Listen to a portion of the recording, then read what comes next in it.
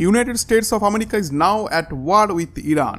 ভারতে যখন গভীর রাত তখনই আমেরিকার B-2 বম্বার জেটগুলি রওনা দেয় ডিয়েগো গার্সিয়া থেকে। এই ডিয়েগো গার্সিয়া এক টুকরো ছোট্ট দ্বীপ যেটি ভারত মহাসাগরের দক্ষিণে এবং ভারতেরও দক্ষিণে অবস্থিত। এই দ্বীপটা নিয়ে একসময় ভারতও আমেরিকাকে অনেক সাহায্য করেছিল যেন এই স্ট্র্যাটেজিক জায়গাটা ইউএসএ নিয়ন্ত্রণেই থাকে। আর সেখান থেকে ছেড়ে দেওয়া হয় B-2 স্টেলথ বোম্বার্স, যেগুলি এতটাই অ্যাডভান্স যে ইরানের এয়ার ডিফেন্স সিস্টেমও সেগুলি প্রায় ধরতেই পারবে না। একটা B-2 বোম্বার্সের দাম কত জানেন? প্রায় $2.1 বিলিয়ন। মানে এক একটা প্লেন এক একটা ছোট দেশের বার্ষিক বাজেটের সমান।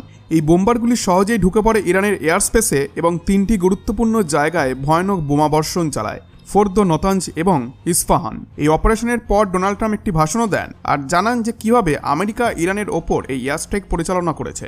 A short time ago, the U.S. military carried out massive precision strikes on the 3 key nuclear facilities in the Iranian regime: Fordo, Natanz, and Esfahan. Everybody heard those names for years as they built. Trump বললেন যে Iran হলো বিশ্বের number 1 state sponsored টেররিজমের source, অর্থাৎ সারা দুনিয়ার সন্ত্রাসবাদের সব থেকে বড় মদতদাতা যদি কেউ হয়ে থাকে সেটি ইরান। ট্রাম্প একথাই বলেন। তার দাবি অনুযায়ী যে এই বোমাবর্ষণ শুধুমাত্র সামরিক উদ্দেশ্যে ছিল না, বরং এটা ছিল ইরানের নিউক্লিয়ার প্রোগ্রামকে চূড়ান্ত ধাক্কা দেওয়ার কৌশল। বিশেষত ফোর্দো, ইস্পাহান আর নতাঞ্জে এই 3টি জায়গা অনেকদিন ধরেই ইরানের পারমাণবিক অস্ত্র তৈরির কেন্দ্র বলে সন্দেহ করা হচ্ছিল। দেখুন, পার্সোনালি আমি এই অ্যাটাকের পক্ষেও নেই আবার বিপক্ষেও নেই, আমি এখন নিউট্রালভাবে কথাগুলি বলছি। কিন্তু যদি টেকনোলজিক্যাল পার্সপেক্টিভ থেকে এই ঘটনাকে অ্যানালাইজ করা যায় তাহলে এই পুরো অপারেশন এক কথায় ছিল স্পেকটাকুলার। আর অপারেশনটা শুরু হয়েছিল আমেরিকা থেকে। B-2 বম্বার্স প্রথমে যায় হাওয়াই, তারপর গিয়ে নামে গুয়ামে, একটি অত্যন্ত স্ট্র্যাটেজিক দ্বীপ যা ইন্দো স্পেসিফিকে ইউএস এর গুরুত্বপূর্ণ মিলিটারি বেস। গুয়াম থেকে ওরা পৌঁছায় ডিয়েগো গার্সিয়া আর সেখান থেকেই সরাসরি আঘাত হানে ইরানে। এই পুরো পথ পাড়ি দিয়ে এক প্রকার পৃথিবীর অর্ধেক অংশ অতিক্রম করে এই স্টেলথ বোম্বারগুলি ইরানে গিয়ে বাংকার বাস্টার বোম ফেলেছে, তারপর আবার নিরাপদে ফিরেও এসেছে।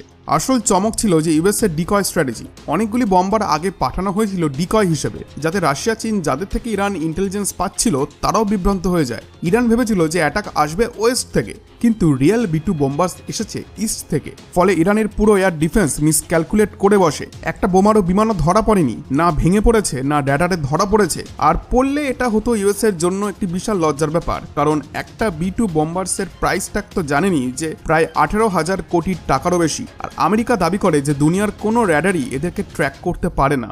শেষ কথা, এই অ্যাটাক নিয়ে অনেক বিশ্লেষক একটাই দাবি করে বলছেন যে এটা ছিল একটি ক্রেজি টেকনোলজিক্যাল ডেমনস্ট্রেশন, যেখানে ইরান এক প্রকার দিশেহারা হয়ে পড়েছিল এবং কিছুই করতে পারল না। এখন একটা কথা ট্রাম্প নিজেই বলছিলেন যে সবাই জানতো যে যদি অ্যাটাক হয় তাহলে ফোর্দো, ইস্পাহান আর নাতাঞ্জেই হবে, কারণ এই 3টে সাইটে ছিল আন্ডারগ্রাউন্ড নিউক্লিয়ার ফেসিলিটি। আর বহুদিন ধরেই এই 3টির নাম ঘুরে বেড়াচ্ছিল বিভিন্ন রিপোর্টে। প্রশ্ন ছিল এই বাংকার বাস্টার বম্বস কি আদৌ এই আন্ডারগ্রাউন্ড ফেসিলিটিগুলিকে ড্যামেজ করতে পারবে? ইউএসএ কি এতটা গভীর লেভেল পর্যন্ত পৌঁছাতে পারবে? কিন্তু যা ঘটলো সেটি দেখে অনেকেই বিশ্বাস করতে পারছেন না। এই অ্যাটাকের ঠিক কিছু সময় পরেই বেঞ্জামিন নেতানিয়াহু মাত্র 1 মিনিটের একটি ভিডিও স্টেটমেন্ট রিলিজ করেন, যেখানে তিনি খুবই গুরুত্বপূর্ণ কিছু কথা বলেন যা স্পষ্ট করে দেয় যে ইসরায়েল কতটা ইনভলভ ছিল এই পুরো পরিকল্পনায়। Congratulations, President Trump.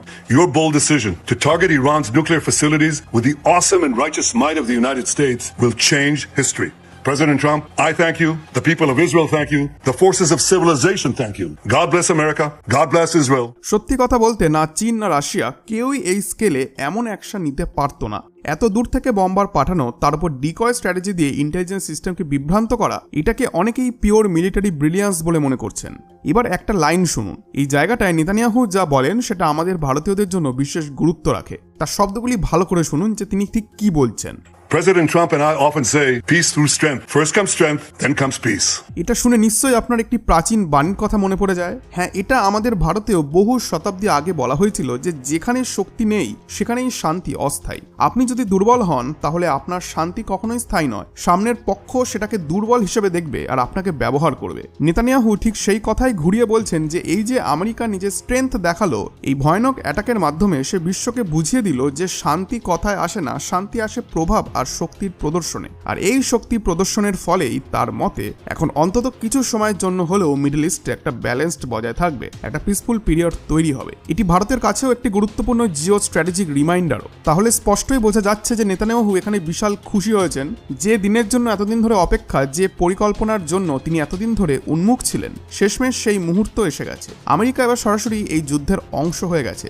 এখন প্রশ্ন হচ্ছে যে ইরান কি করবে। দেখুন, ইরানের সঙ্গেও কিন্তু ভারতের একটি স্ট্রং স্ট্র্যাটেজিক রিলেশন রয়েছে, আর ইরানের পক্ষ থেকে একের পর এক কড়া বিবৃতিও আসতে শুরু করেছে। তারা জানিয়ে দিয়েছে যে এখন থেকে তারা ডাইরেক্টলি ইউএসএ কে টার্গেট করবে। শুধু তাই নয়, ইরানের যেসব প্রক্সি গ্রুপ আছে তাদেরকেও অ্যাক্টিভেট করে দেওয়া হবে। এই যুদ্ধ আরেকটা সীমিত কনফ্লিক্ট না থেকে এখন পুরো অঞ্চল জুড়ে ছড়িয়ে পড়ার আশঙ্কা তৈরি হয়েছে। গোটা পৃথিবী এখন নজর রেখেছে স্ট্রেইট অফ হরমুজে।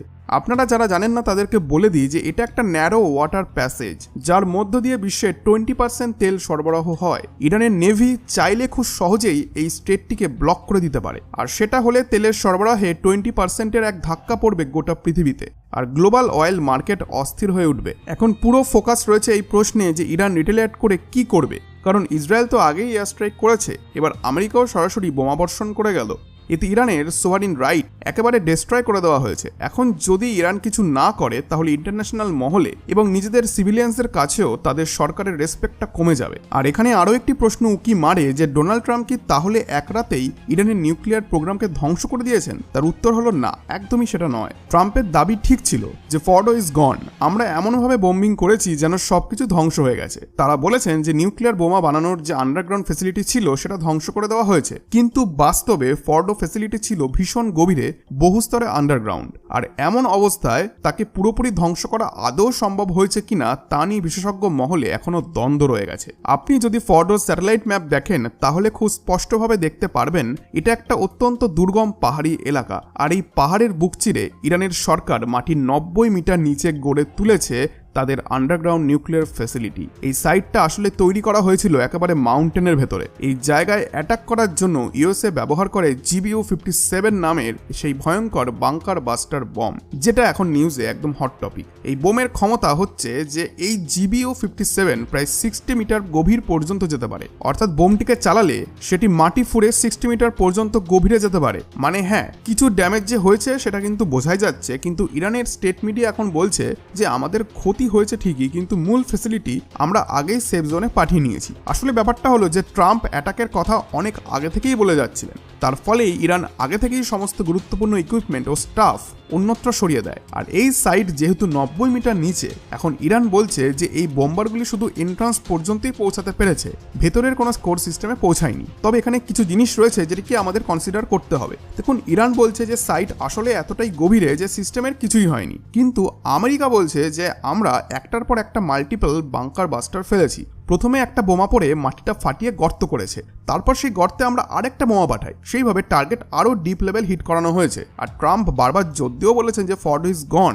কিন্তু সত্যি কি তা ধ্বংস হয়েছে? আপনি যদি থিওরিটা ভালো করে দেখেন তাহলে এই সবকিছু ডিপেন্ড করছে প্রিসিশনের ওপর। যদি ফার্স্ট বোমাটা প্রথম গর্তে পড়ার পর সেখানেই আরেকটা বোমা ফেলা হয় তাহলে কিন্তু সাইট ধ্বংস হয়ে যেতে পারে, কারণ প্রথমে বাংকার বাস্টার ফেলার পর তা 60 মিটার পর্যন্ত মাটির গভীরে যায়। সেকেন্ড বাংকার বাস্টারকে আবার যদি সেখানেই ফেলা হয় তাহলে ওই সাইট ধ্বংস হয়তো হয়েছে, আর যদি সামান্য এদিক ওদিক হয় তাহলে সেভাবে কিছু হয়নি। আর স্পেসিফিক কোনো আর্টিকেলও এই বিষয় নেই, তাই সত্যি কি জায়গাটি ধ্বংস হয়েছে তা কিছু সময় পরেই জানা যাবে। আর এই নিয়ে আপনাদের কি মতামত, আপনাদের ইম্পর্টেন্ট মতামত অবশ্যই কমেন্টে জানান। বন্ধুরা, এই ভিডিওটি ভালো লেগে থাকলে ভিডিওটিতে অবশ্যই লাইক করুন এবং চ্যানেলটিকে এখনই সাবস্ক্রাইব করে নিন। ধন্যবাদ।